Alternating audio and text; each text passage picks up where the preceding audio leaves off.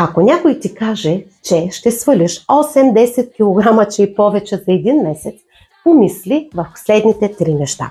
Първо, бързото сваляне на килограми води до бързо връщане на същите, че и повече, така нареченият йо-йо ефект.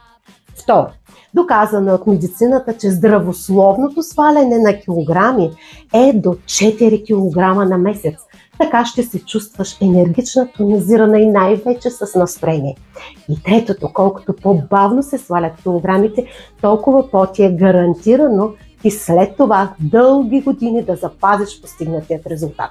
Свалих цели 20 кг, но за 1 година. И вече 4 години аз поддържам постигнатият резултат. Започнах с 3-месечна програма, която я повторих след това още 2 пъти. И резултатите вече 4 години са едни и същи. Така че започни и ти и не се